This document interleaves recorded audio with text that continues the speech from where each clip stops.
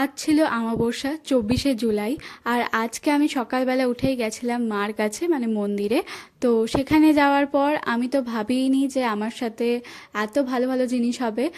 যাওয়ার সঙ্গে সঙ্গে আমি অঞ্জলি থেকে শুরু করে শান্তির জল থেকে শুরু করে সবটাই খুব ভালোভাবে করতে পারি, আর পুজোটাও খুব ভালোভাবে দিতে পারি। মার কাছে অনেকক্ষণ বসেও ছিলাম।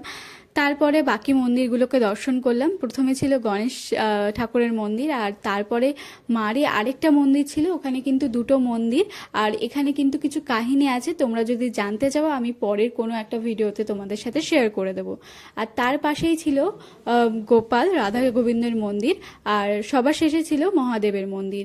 মহাদেবের মন্দিরে কেউ ছিল না, আর তোমরা চাইলে কিন্তু মহাদেবের মন্দিরেও পুজো দিতে পারতে, বাট আমি মহাদেবকে দর্শন করে চলে এসেছি। তো আজকের দিনটা এইভাবেই আমার কাটলো, আর বাকি ব্লগটা তোমাদের সাথে পরে শেয়ার করব। তো দেখা হচ্ছে নেক্সট পার্টে।